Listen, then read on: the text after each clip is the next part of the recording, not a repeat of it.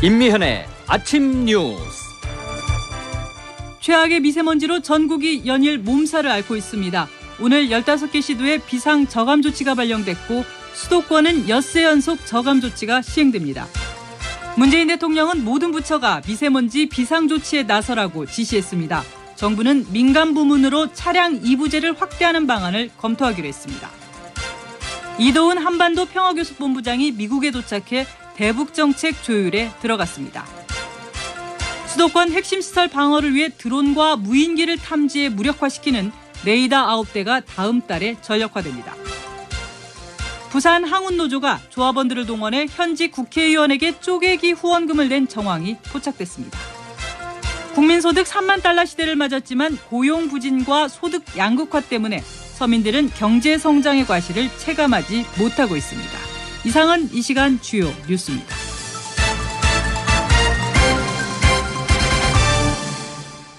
여러분 안녕하십니까? 3월 6일 CBS 아침 뉴스입니다. 오늘도 온통 잿빛 세상입니다. 최악의 미세먼지가 연일 한반도를 뒤덮으면서 전국 15개 시도에 비상 저감 조치가 발령됐습니다. 서울 등 수도권에는 사상 처음으로 엿새째 저감 조치가 시행되는데요. 미세먼지에 갇힌 시민들의 일상이 바뀌고 있습니다. 첫 소식 오수정 기자가 전합니다. 최악이자 최장의 미세먼지입니다. 서울의 초미세먼지 농도가 어제 세제곱미터당 144 마이크로그램으로 관측 이래 최고치를 기록했고 오늘도 수도권을 비롯한 전국 대부분 지역에는 고농도 미세먼지 저감 조치가 발령됐습니다. 사상 처음으로 6일 연속 발령입니다. 이제 외출은 일상의 공포가 됐고 워낙에 관리를 하느라고 안 나오니까 집에만 있었어요. 일부러. 점심때도 원래 회사 밖에 나가서 먹으려다가 안에서 해결했어요. 거리에는 한숨만 가득합니다. 사람들도 많이 안 나오면 장사도 덜 되고 이거 뭐 어쩔 수 없죠. 그렇다고 장사를 안 할 수도 없는 거니까. 미세먼지가 많으니까 사람들도 안 다니고 장사하는 입장에서는 마스크를 끼면 손님한테 좀 미안하기도 하고. 이번 주 중에 반짝 대기질이 나아지더라도 주말에 다시 미세먼지가 찾아올 것으로 기상청은 내다봤습니다. CBS 뉴스 오수정입니다. 정부가 연일 비상 저감 조치를 발령하고 있지만 미세먼지 상황은 오히려 갈수록 나빠지고 있습니다. 뾰족한 대책이 없어서 당국의 고민만 커지고 있습니다. 계속해서 이재준 기자입니다. 어제는 제주, 오늘은 태백산맥 건너 강원 영동까지 마지막 청정지역으로 여겨졌던 곳들마저 이제는 고농도 미세먼지 앞에 숨을 자리가 없습니다.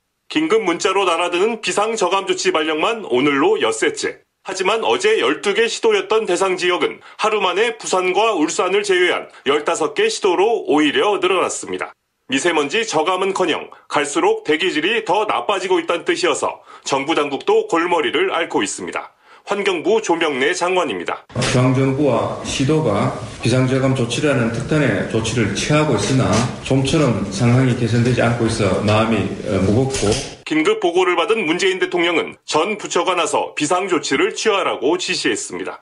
당국은 일단 공공부문에 한정된 현행 조치로는 역부족이라 보고 민간 부문까지 차량 이부제를 적용하는 방안을 적극 검토하기로 했습니다. 기본권 제한 아니냐는 역풍이 불더라도 국가 재난 상황에 준해 대처하겠다는 겁니다. 유치원과 학교를 비롯한 실내에 대용량 정화기 설치를 지원하는 방안도 추진됩니다. 하지만 국민 상당수가 미세먼지 원인을 중국에서 찾고 있는 마당에 이러한 국내용 조치만으로 불안감을 달래긴 역부족으로 보입니다. 국민 생명과 안전을 최우선으로 내건 정부의 대처 역량이 시험대에 오른 셈입니다. CBS 뉴스 이재준입니다. 정부 차원의 특별한 대책은 없고 결국 미세먼지 대응은 각자의 몫이 됐습니다. 미세먼지를 피하기 위한 시민들의 필사적인 모습을 김재환 기자가 전합니다. 미세먼지 농도가 역대 최고치를 기록한 어제 오후 서울 명동거리의 편의점과 화장품 매장마다 마스크를 사려는 발길이 끊이지 않았습니다. 가격보단 성능을 따집니다. 아무래도 기능 많이 보고 제가 일회용 마스크 쓰고 다녔는데 그거는 아예 안 쓰는 것만큼 못하다 해서 그거는 그냥 다 버리고 그냥 이런 걸로 찾고 있어요. 답답해지는 안구에 인공 눈물을 찾게 되고 원래 안구건조증이 원래 심했는데 너무 요즘에 더 심해져서 인공 눈물 계속 넣어야 되는 그러니까 인공 눈물 안 넣으면 못 깜빡거리겠는? 하루에 한 조그만한 거 3-4개씩 사용하고 공기청정기는 곳곳에 필수템이 됐습니다. 집에는 정말 24시간 풀 가동하면서 공기청정기 틀어놓고 있고 웬만해서는 집에 안 나가려고 하고 있고. 보건 전문가들은 호흡기가 약한 노약자나 어린이는 외출을 자제하고 나가야 할 땐 KF 마스크 사용을 권합니다. 외출 뒤엔 미세먼지에 노출된 신체 부위를 꼼꼼히 씻고 실내에서 문을 닫고 공기청정기를 써도 잠깐씩 환기를 해주라고 조언합니다. 가천의대 가정의학과 서희선 교수입니다. 이산화탄소라든지 아니면 실내에서도 발생하는 그런 유해한 물질들이 많이 있기 때문에 미세먼지가 아무리 있다 하여도 환류라고 하죠. 잘 도는 낮 시간에 잠깐 문을 열어서 환기를 시킬 필요는 있습니다. CBS 뉴스 김재환입니다. 문재인 대통령이 남북협력 사업에 속도감 있는 추진을 주문했지만 미국 내 전문가들은 현 시점에서 남북협력 사업을 너무 서둘러서는 안 된다고 지적했습니다. 이도훈 한반도 평화교섭본부장은 미국에 도착해 대북정책 조율에 들어갔습니다. 워싱턴 장규석 특파원의 보도입니다. 우리 시간으로 오늘 새벽 워싱턴 싱크탱크인 애틀랜틱 카운슬과 한국국제교류재단이 공동으로 주최한 포럼에서는 한국이 이 시점에서 너무 앞서가서는 안 된다는 지적들이 나왔습니다. 알렉산더 퍼시바우 전 주한 미대사는 오늘 포럼에서 남북협력사업 추진이 비핵화에 도움이 된다는 점은 인정하면서도 너무 앞서가거나 미국을 압박해서는 안 된다고 조언했습니다. 한국은 단기적으로는 침착하게 천천히 가야 하고 미국이 준비되기 전에 압박해서는 안 됩니다. 미국이 대북 제재를 협상의 지렛대로 활용하고 있기 때문에 미국이 일부 예외를 인정해줄 준비가 되기 전에 너무 급하게 밀어붙여서는 안 된다는 겁니다. 이날 대담자로 나선 캐서린 스티븐스 전 주한 미대사도 이 시점에서 한미 양국이 긴밀히 공조해야 하고 조금의 균열이 일어나서는 안 된다고 강조해 당장 남북협력 사업을 추진하는 데는 조심스러운 입장을 보였습니다. 이런 가운데 외교부 이도훈 한반도 평화교섭본부장이 우리 시간으로 오늘 새벽 미국 워싱턴에 도착해 한미 간 대북정책 조율에 들어갔습니다. 이 본부장은 공항에서 워싱턴 특파원들을 만나 일단 미국과 북한이 최대한 빨리 만나는 게 중요하다고 강조했습니다. 제일 중요한 거는 빨리 미국하고 북한이 만나서 프로세스를 지속시키는 겁니다. 이 본부장은 개성공단이나 금강산 관광 재개 문제에 대해서는 통일부 소관이라며 즉답을 피했습니다. 그러면서 미국이 하노이 정상회담의 결과를 어떻게 평가하는지 또 앞으로 이를 어떻게 진행시켜 나갈 것인지에 대한 입장을 경청할 예정이라고 밝혔습니다. 워싱턴에서 CBS 뉴스 장규석입니다. 수도권 핵심 시설을 방어하기 위해서 드론과 무인기를 탐지해 무력화시키는 레이더 9대가 다음 달에 전력화됩니다. 권혁주 기자의 단독 보도입니다. 지난해 12월 런던 게트위 공항이 폐쇄돼 항공기 700여 편의 운항이 차질을 빚으면서 36시간 동안 승객 12만 명의 발이 묶였습니다. 활주로 인근에 미확인 드론이 출현했기 때문입니다. 앞서 8월에는 베네수엘라 대통령이 국가방위군 창설 기념식장에서 연설하던 중에 인근에서 폭약을 실은 드론 여러 대가 폭발했습니다. 각광받는 드론 기술이 나날이 발전하면서 적에 대한 공격이나 테러에 악용될 우려도 커지고 있는 것입니다. 군 당국에 따르면 이에 따라 그동안 방어 시스템 구축 사업을 해온 육군 수도방위사령부가 다음 달 중으로 이스라엘에서 수입해 성능 평가와 운용 시험을 마친 드론 테러 방어용 탐지 레이더 9개를 전력화합니다. SSR로 불리는 이 레이더는 청와대와 국회, 공항, 군시설 등 수도권의 핵심 시설 방어용으로 드론과 무인기를 탐지해 주파수를 무력화시키는 시스템인 것으로 알려졌습니다. 그러나 세계적으로 드론을 탐지해 안전하게 통제하는 기술이 아직 확실하게 검증되지 않았다는 지적도 있습니다. 양욱 한국국방안보포럼 연구위원입니다. 그게 검증됐다라고 얘기하기는 되게 좀 어려운 거지. 그 소형 박격포 탐지나 이제 이런 것들을 쓰는 레이더 같은 것들을 그 상황에 맞게 개조해서 이제 쓰는 그런 시스템들입니다. 군의 새로운 레이더 시스템이 인구와 주요 시설이 밀집한 수도권에서의 드론 무인기 테러의 우려를 줄일 수 있을지 주목됩니다. CBS 뉴스 권혁주입니다. 정치 후원금을 낼 수 없는 부산 항운 노조가 조합원들을 동원해서 현직 국회의원 등에게 쪼개기 후원금을 낸 정황이 포착됐습니다. 부산 CBS 박중석 기자가 단독 보도합니다. 지난해 12월 부산 항운노조 모 지부에서 반장급 조합원들에게 정치 후원금을 내라는 지침이 전달됐습니다. 지부장 바로 아래에 있는 반장은 조합원 10여 명을 관리하는 간부급 조합원입니다. 반장들에게는 10만 원이라는 후원금 액수와 후원 계좌번호까지 전달됐는데 대상자는 부산 남구를 지역구로 하고 있는 더불어민주당 박재호 의원이었습니다. 한 반장급 조합원입니다. 시간에 와서 10만 원씩. 남구에 박재호 씨한테도 10만 원 내라. 박 의원의 지역구에는 항운노조의 주요 활동 영역인 북항이 포함되어 있습니다. 실제 그 시기 박 의원 정치 후원회에는 부산 항운노조 소속 조합원 50여 명이 정치 후원금을 낸 것으로 확인됐습니다. 취재 결과 항운노조 반장급 조합원들은 박 의원 외에도 항만에 영향력이 있거나 조합 활동 영역을 지역구로 두고 있는 국회의원 등에게 정치 후원금을 내온 것으로 전해졌습니다. 이에 대해 부산 항운노조 측은 항만 발전을 위해 애쓰는 정치인들을 위해 조합원들이 자발적으로 한 후원으로 보인다며 강제성을 부인했습니다. 부산 항운노조 관계자입니다. 강제는 아니고 우리가 이제 항만 쪽이니까 항만 쪽에 해가지고 좀 자유스럽게. 하지만 박 의원에게 정치 후원금을 내라는 지침을 전달했던 모 지부에서는 후원금 영수증 제출을 요구한 것으로 확인돼 조합의 해명을 무색하게 하고 있습니다. 한편 박 의원 측은 강요에 의한 후원금이었다는 사실이 드러날 경우 해당 후원금을 반납하겠다는 입장을 밝혔습니다. CBS 뉴스 박중석입니다. 국민소득 3만 달러 시대가 시작됐지만 서민들은 전혀 체감하지 못하고 있습니다.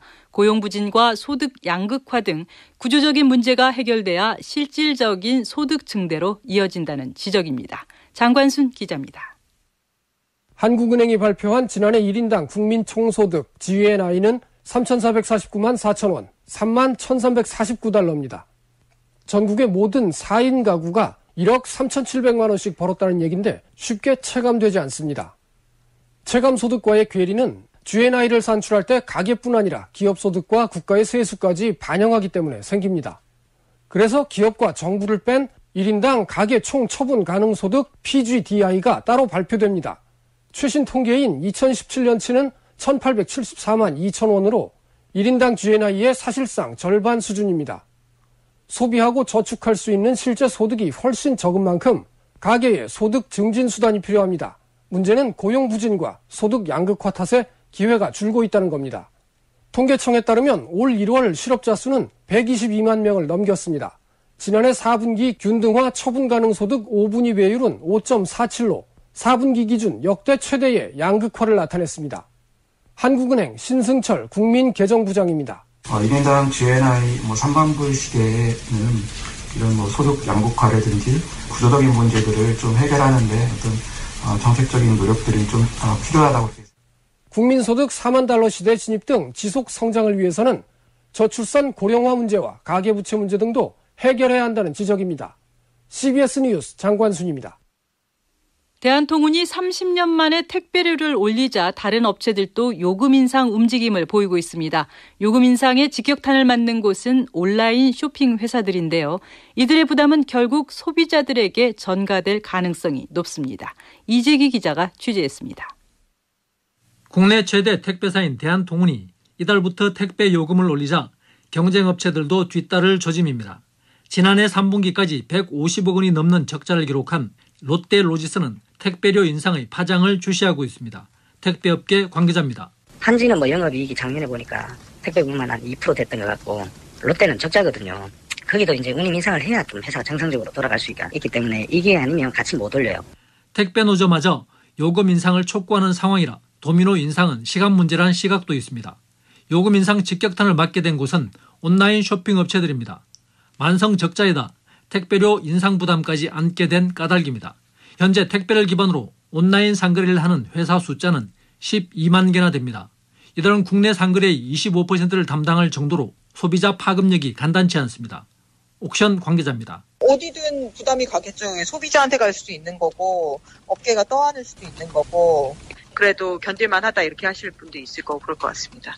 업계에서는 한계 상황에 몰린 업체들부터 택배 가격 부담을 소비자에게 전가할 것이란 전망을 내놓고 있습니다. 업계 관계자입니다. 순차적으로 다른 택배 고객들한테 받는 택배비를 조금 올린다거나 그런 식으로 이제 좀 가지 않을까 싶긴 해요. 당장은 아니겠지만. CBS 뉴스 이재기입니다. 연일 미세먼지가 기승을 부리자 마스크와 공기청정기 등의 판매가 급증하고 있습니다. 보도에 장성주 기자입니다. 어제 서울의 초미세먼지 농도가 2015년 공식 관측 이후 가장 높은 수치를 보이며 사상 최악의 미세먼지 수준을 기록했습니다. 미세먼지주의보는 지난해 11월부터 올 겨울 동안 3차례 7일 동안 발령됐고 초미세먼지주의보도 24일간 지속됐습니다. 이렇게 올겨울 공기질이 나빠지면서 공기청정기 판매량도 크게 늘었습니다. 이마트에서 올겨울 판매된 공기청정기는 지난 겨울 대비 119%의 매출이 증가했습니다. 롯데 하이마트도 같은 기간 대비 매출액이 75% 성장했습니다. 이마트 관계자입니다. 극심한 미세먼지로 이제 공기청정기는 선택 가전이 아닌 이제 필수 가전이 되어가고 있습니다.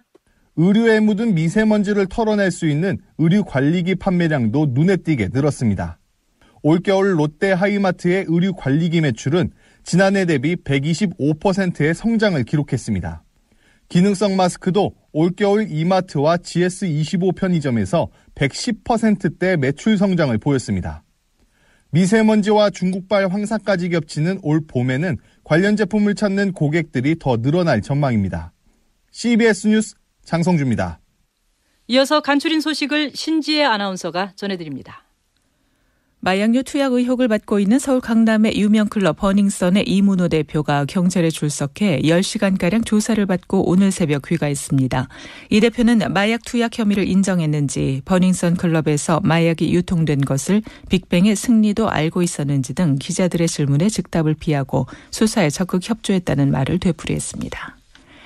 서울고법 형사 1부는 오늘 오전 이명박 전 대통령의 항소심 속행 공판에서 보석 허가 여부를 고지할 예정입니다. 재판부가 보석 청구를 받아들인다면 이 전 대통령은 지난해 3월 22일 구속된 지 349일 만에 일시 풀려납니다. 자유한국당 황교안 대표가 어제 노무현 전 대통령 묘역이 있는 김해 봉하마을을 방문했습니다. 황 대표는 이 자리에서 노무현 대통령님의 통합과 나라 사랑의 정신을 다시 한번 되새기게 됐다고 말했습니다. 황 대표는 참배 후 권양숙 여사를 30여 분간 예방했습니다. 한국인 2명이 지난 2016년과 지난해 스위스에서 안락사를 실행해 스스로 삶을 마감한 것으로 확인됐습니다.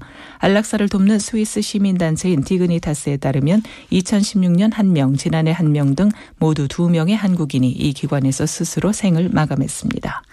미국의 경제 전문지 포브스가 억만장자 특집을 통해 자산 10억 달러 이상을 보유한 전 세계 억만장자 총 2,153명을 소개했습니다. 우리나라에서는 이건희 회장이 65위, 서정진 셀트리오 회장이 181위, 정몽구 현대차 회장이 452위 등으로 포함됐습니다. 간추린 소식이었습니다.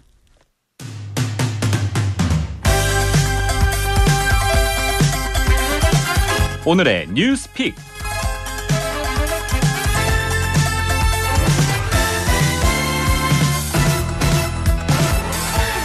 한반도와 동북아 국제 정세를 살펴보는 한반도 리뷰 시간입니다.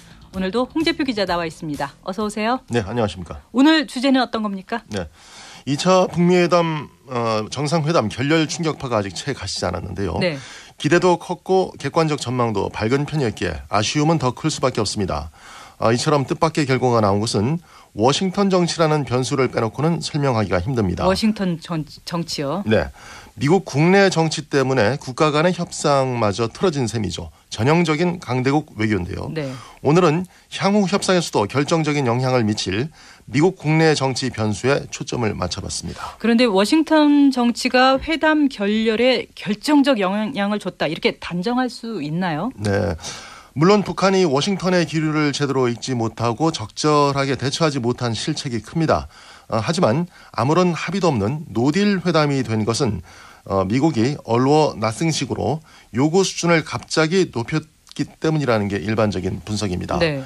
실제로 미국은 최근까지도 북한 측 요구인 단계적 동시적 이행 원칙을 존중하는 태도를 보여왔습니다. 네. 하지만 막상 하노이 회담 테이블에 오른 것은 사실상의 전면적인 선비핵화 요구였습니다. 이 같은 갑작스러운 입장 변화는 트럼프 대통령의 정치적 이유가 아니고서는 설명하기가 힘듭니다. 결국 코언 청문회 이 말씀이시죠? 그렇습니다. 트럼프 대통령 스스로가 아예 대놓고 말했습니다. 지난 3일 트위터를 통해서인데요. 북한과 매우 중요한 핵 정상회담을 하고 있을 때 민주당이 유죄 판결을 받은 거짓말쟁이 사기꾼을 공개 청문회에 불러 증언하도록 했다며 부끄러운 줄 알라고 맹비난했습니다. 트럼프 대통령은 코언에 대한 청문회가 내가 북한과의 협상장에서 걸어 나오는 데 기여했을 수도 있다고 직접적인 연관성을 부인하지 않았습니다. 네. 코언은 이제 트럼프 대통령의 과거 개인 변호사였는데요. 뮬러 특검의 러시아 스캔들 수사 대상입니다. 트럼프 대통령은 안 그래도 북한에 퍼주기 협상을 할 것이란 국내 비판과 우려가 있던 차에 코원 청문회가 대서특필되면서 빅딜 아니면 노딜 전략을 택한 것으로 보입니다. 뉴스를 더 큰 뉴스로 덮어버린 셈이죠. 네, 우리 정부도 이런 기류 변화를 제대로 읽지 못한 것 같다 이런 생각이 드는데요. 어떻게 보시나요? 네, 관련 부처는 물론 청와대도 회담 결렬 직전까지 이상 기류를 관측하지 알지 못했다는 그런 관측이 맞습니다. 지금 와서 복귀해 보면 최소 열흘 전부터는 이제 불길한 징후들이 속속 나타나고 있었습니다. 예, 대표적인 게 트럼프 대통령이 서두를 게 없다 이른바 노허리 발언입니다. 네. 회담 당일에는 비슷한 말을 무려 6차례나 반복하면서 강한 위험 신호를 보냈습니다. 하지만 이를 간파해낸 우리 당국자는 없었던 것 같습니다. 철저하게 반성하고 향후 협상에서도 경계해야 할 부분입니다. 네, 앞으로도 이 워싱턴 정치 변수가 걸림돌이 될 수 있다 이 이야기로 들립니다. 그렇습니다. 과거에도 그랬습니다. 그리고 앞으로도 그럴 텐데요. 이물출 경남대 국동문제연구소 교수가 이제 박사학위 논문 클린턴 행정부의 대북정책 연구에서 미국의 대북정책과 국내 정치의 상관관계를 분석한 바가 있는데 네. 그때나 지금이나 같은 패턴이 반복되고 있다는 것입니다. 이에 따르면 진보적인 클린턴 행정부가 그대로 인용하면은 법적 구속력이 없는 소극적인 대북 체제 안전 보장의 제공에만 만족했을 뿐 더 이상의 조치를 취할 능력이 없었던 이유. 당시 그 루인스키 스캔들 기억나시죠? 네. 예, 이로 인한 탄핵 공방이 예, 마치 지금과 비슷한데 그 대통령의 리더십에 타격을 주면서 당시에는 공화당이 야당이었죠. 공화당의 여론 지배가 가속화됐기 때문이라고 분석했습니다. 지금 상황과 매우 이제 겹쳐 보이실 텐데요. 네. 임 교수의 말을 들어보시겠습니다. 북한 문제와 관련한 워싱턴의 정치는 매우 분열되어 있고 이런 분열이 그 비핵화 협상에도 아주 부정적 영향을 미치고 있습니다. 또 이 불신이 워낙 강하다 보니까 올바르고 합리적인 접근조차도 부정적으로 보는 그런 경향들이 있습니다. 그게 여론을 형성하면서 이번 2차 북미 정상회담에서 이 합의 타결을 못한 그런 배경으로 또 작용하고 있는 것 같습니다. 그나마 워싱턴 정치라는 이 돌발 변수를 지금이라도 알고 또 경계하게 됐다는 게 뭐라고 할까요? 불행 중 다행인 셈이라고 하겠는데 앞으로 협상 전략 짜는데도 많이 참고를 해야 되겠군요. 네. 어느 정도 예방 주사는 맞은 셈입니다. 그리고 어떤 면에서는 그 미국 내 여론 반대에 부딪혀서 나중에 합의가 깨지는 것보다는 미리 대응할 기회를 얻었다는 점에서는 차라리 낫다고 볼 수도 있겠습니다. 문제는 미국 정치의 복잡함 그리고 변화무쌍함입니다. 네. 사실 북미가 설령 빅딜 수준의 대타결을 이뤄낸다고 해도 차기 정부에서 합의가 유지된다는 보장은 없습니다. 트럼프 대통령이 전임 오바마 대통령의 치적인 이란 핵 합의를 파기했는데 만약 차기에 민주당이 집권할 경우 이를 지켜줄 것이라 확신할 수 없는 것입니다. 어찌됐든 지금으로선 트럼프 대통령이 북핵 협상에 흥미를 잃지 않게 하는 게 중요합니다. 이런 점에서 북한은 김정은 위원장이 생각이 좀 달라지는 느낌이라고 했는데 그럴 계제가 전혀 아닌 것이죠. 백학순 세종연구소 소장은 북핵 협상도 트럼프 대통령이 대선 타이밍을 최우선적으로 고려하는 것이 분명해졌다면서 이에 맞춰서 대응해야 함을 강조했습니다. 당연하고 원칙적인 얘기겠습니다만은 우리 정부의 적극적이고 창의적인 역할이 어느 때보다 절박하게 요구되고 있는 현재입니다. 네, 잘 들었습니다. 지금까지 홍재표 기자였습니다. 날씨 알아보겠습니다. 기상청 김수진 리포터입니다. 네, 절기상 경칩인 오늘 겨울잠 자던 개구리가 추위보다는 미세먼지 때문에 놀라서 밖으로 나오기 쉽지 않을 것 같은데요. 오늘도 최악의 미세먼지가 계속되겠습니다. 이제는 동쪽 지역으로도 초미세먼지 경보가 확대되면서 현재 전국 대부분 지역에 초미세먼지 경보주의보가 가장 많이 내려진 상태고요. 또 부산과 울산을 제외한 전국에 고농도 미세먼지 비상저감 조치도 발령된 상태입니다. 이런 가운데 오늘 비 소식이 있습니다만 비의 양이 많지 않아서 미세먼지 해소에 큰 도움이 되지는 못하겠는데요. 오늘 제주와 전남, 경남 지역은 오전까지, 서울, 경기는 낮 한때, 또 강원도는 오늘 오후부터, 경북 북부 동해안은 밤부터 비나 눈이 내리겠고요. 내일도 중부와 경북 북부 동해안을 중심으로 비 소식이 있습니다. 특히 강원 산간 지역으로는 내일까지 5에서 10cm, 최고 15cm 이상의 큰 눈이 쏟아질 것으로 보여서 대비를 단단히 해주셔야겠습니다. 지금까지 날씨였습니다. 3월 6일 아침 뉴스를 마칩니다. 고맙습니다.